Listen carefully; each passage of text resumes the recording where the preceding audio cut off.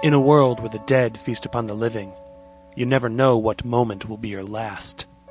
That's why we fight for every fleeting second as we struggle to survive in Syracuse.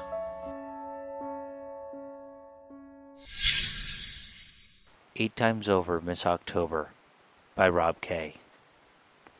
I hate Magritte. I never understood why until I was an old man. Felt like an old man, at least. Then I figured out just what a smug son of a bitch he really was. When the outbreak hit, I ran like everyone else. I ended up deep in the mountains. I found a cabin, taught myself to survive, to hunt, to fish, to trap. Then I grew a beard to go along with it. I had a radio. I turned it on for a few minutes each day to keep the hope alive. There are only so many days of static a man can take. I found a stray cat, coaxed it in with scraps, and named him Marlowe. I went on with my life. Weeks, months, a year later, in the fall, I went rummaging through the previous tenant's attic. From out of an old and battered trunk, I pulled a crumpled pin-up calendar, October 1961. And there she was, Miss October. She was fire. She was beautiful. She was real. The airbrush hadn't touched her. It hadn't spoiled it.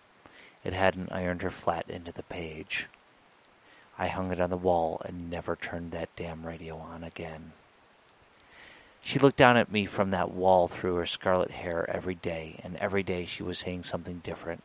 Her eyes would follow me around the room, and for a spell I didn't feel so. And when that first winter came, you wouldn't believe it, but she looked like she was cold. I could almost see the hairs stand up on her pale skin. In the spring, I made a still and planted potatoes. The next year was hard. I couldn't find any game, and my garden withered in the sun.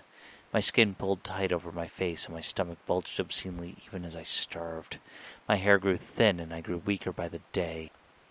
I stole scraps from Marlowe. The tattered bits of bird and vermin kept me alive. And all the time, she smiled down at me. The next fall, the deer came back. I got a couple of lucky kills. My luck looked like it was turning around when a ridge on the nearby mountainside collapsed beneath me. I fell damn near 50 feet and broke my leg. I had to crawl back to the cabin. My leg was bent and bloodied. The nails ripped off my fingers. It took me days, and when I finally heaved my battered body through the door, she was there, smiling. I set the leg as best I could and lay in a fever for days, and she smiled. The fall left the leg stiff and numb. I had to walk with a crutch for months and with a dragging limp ever since. I was out chopping wood. It was the summer. The flies were horrible and my arms were an oozing mess from the bites. The sound of my axe clapped against the tall trees and rattled around the forest. I was setting up another log when I heard it. A deep, sustained note and the sound of snapping branches. I limped inside and barred the door. I threw the shutters closed and barricaded the windows with any furniture I could toss against them. I waited. The noise grew and surrounded the little house. I gripped the axe and whispered to her, "Stay quiet. We'll get through this." It was midnight when I went into the attic and dragged myself out of the only window onto the roof. They were all around me. They filed by and disappeared into the trees and floated around my cabin like the tide around a rock. The moon was low overhead. In its dim light, I could see them cover the land and sway glisteningly in the dark. They marched by and were gone in the pre-dawn gloom. I climbed back down and wandered outside. I stumbled back in and fell in a heap on the rough wood floor, and she looked at me with pity in her eyes as I said, "The bastard's got Marlowe." I drowned in the moonshine. I drank up the garden and felt that familiar ache deep down inside, but didn't care. I almost died from it, and I almost welcomed it. I drank until it burned, and when the room began to melt around me, spin cruelly, and throw me to the ground, she would leer down and hiss, "The black water is rising, and, baby, it ain't gonna stop." When it was over, my left eye filmed over milky white, and it went blind.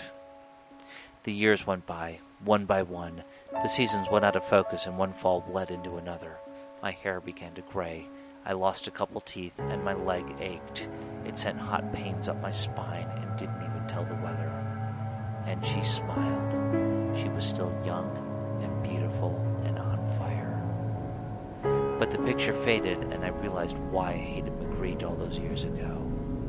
Ceci n'est pas une femme.